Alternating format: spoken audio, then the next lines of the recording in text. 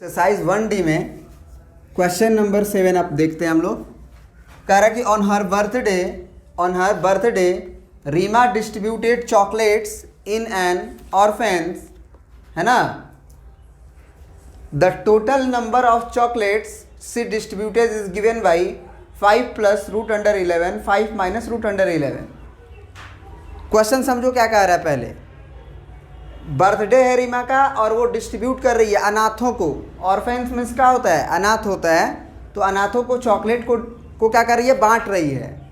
The total number of chocolates distributed, जो total number of chocolate है जो बांट रही है वो सी डिस्ट्रीब्यूटेड मतलब वह बांट रही है, इज गिवन बाई इतना।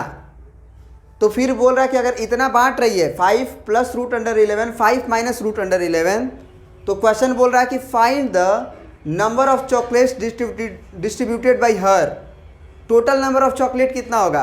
तो इसका जो कैलकुलेशन होगा वही ना टोटल नंबर ऑफ चॉकलेट हुआ। बोलिए। तो पहला का जो सॉल्यूशन होगा हमारा, पहला का, वो इसका वैल्यू होगा। तो लिख लेंगे total number of chocolate is equal to, पूरा आप लिख लीजिएगा, टोटल नंबर ऑफ चॉकलेट्स, है ना, इज इक्वल टू 5 + √11 इंटू 5 - √11। अब यहाँ पे आप एक फार्मूला याद आना चाहिए, a + b into a - b का। अगर a + b और इंटू a - b हो तो ये हो जाता है a² - b²। हो जाता है ना? बोलिए, सुन पा रहे हैं आप लोग? प्लीज, वीडियो दिखाई दे रहा है? अगर आप देख पा रहे हैं तो देखिए। तो यहाँ a का वैल्यू हमारा 5 है और b का वैल्यू √11 है। a का वैल्यू 5 है और b का वैल्यू √11 है। तो a² - b² मतलब 5² - √11 का स्क्वायर। तो 5 का स्क्वायर हो जाएगा 25 - 11 है, तो √11 है, उसका स्क्वायर है। तो √11 का मतलब बाहर हो जाएगा 11, है ना, क्योंकि स्क्वायर है। तो 25 में से 11 घटेगा तो आपको बचेगा 5 में से 1 गया 4 और 2 में से 1 गया 1, यानी कि 14। टोटल नंबर ऑफ चॉकलेट्स कितना बांटी है वो? 14। समझ में आ रहा है बात? फिर बोल रहा है कि write the moral value depicted her by Reema. तो मोरल वैल्यू का मतलब इसके पीछे का कारण क्या है वो पूछ रहा है। नैतिकता क्या है? वो जो चॉकलेट डिस्ट्रीब्यूट कर रही है इसके पीछे का नैतिकता क्या है? तो वो क्या करना चाहती है? गरीब लोगों का हेल्प करना चाहती है ना, कुछ खुशियाँ बांटना चाहती है उनके साथ, ताकि वो लोग भी खुश रहें, हंस ले गा लें। तो वही बोल रहा है। आप आंसर भी देखोगे तो लिखा है that to help the poor and needy and to make a deprived children happy. बात समझ गए? तो अपने लैंग्वेज में कुछ भी लिख दो कि वो पुअर लोगों का हेल्प करना चाहती है, उन्हें खुश रखना चाहती है, उनके चेहरे पे मुस्कुराहट चाहती है ना, स्माइल इन हर माउथ या हिज माउथ। समझ गए क्वेश्चन? अब आते हैं हम लोग नेक्स्ट क्वेश्चन। पूछिए आप लोग।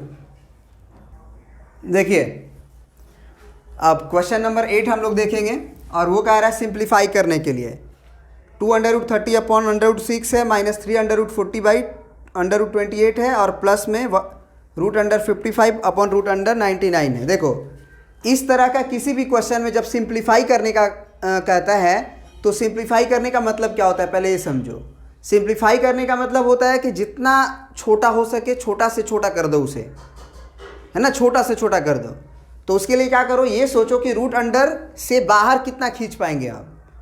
तो रूट अंडर से बाहर खींचने के लिए हमको ये देखना पड़ेगा कि अगर स्क्वायर रूट है, यहाँ पे 2 है छुपा हुआ, 2 छुपा हुआ है, बाहर में कुछ नहीं लिखा होता है तो 2 छुपा हुआ होता है माना जाता है। तो एक जैसा फैक्टर 2 होगा तो एक बाहर कर लेंगे। तो सबका प्राइम फैक्टराइजेशन आप निकालो।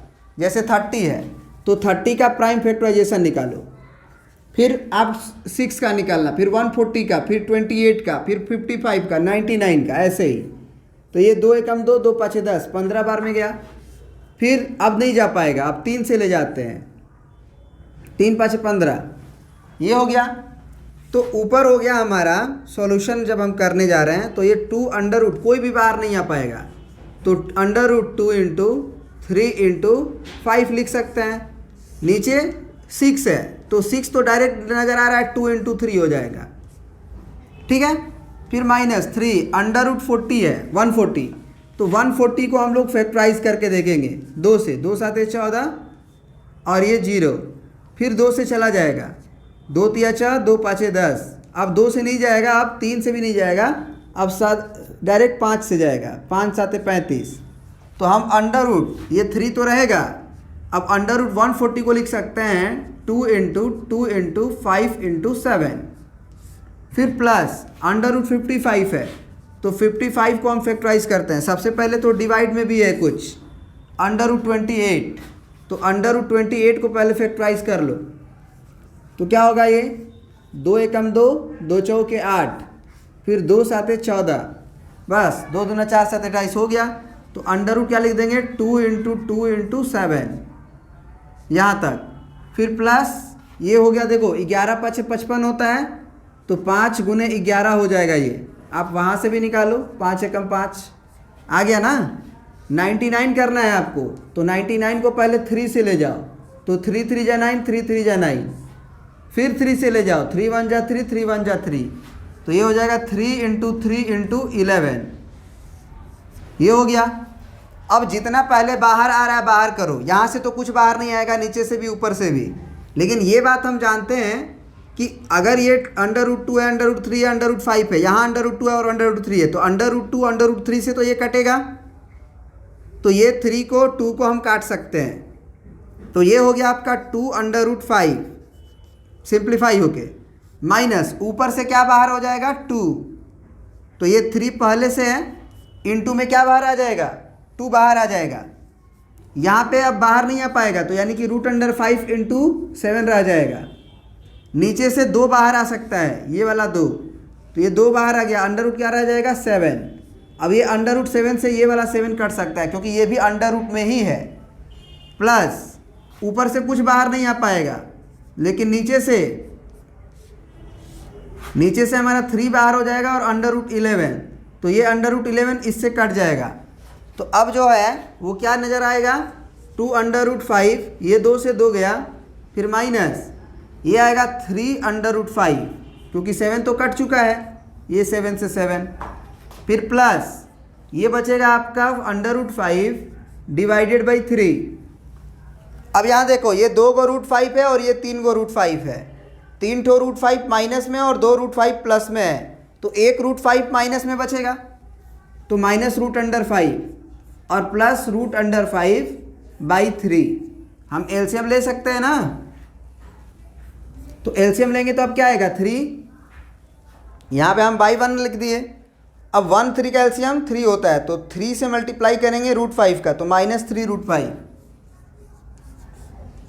है ना, क्योंकि 1 से डिवाइड करेंगे 3 में तो 3 आएगा, तो 3 से मल्टीप्लाई किए 3 रूट 5, माइनस पहले से था, फिर प्लस, फिर 3 से 3 में डिवाइड होगा तो 1 आएगा, 1 में रूट 5 का मल्टीप्लाई तो रूट अंडर 5।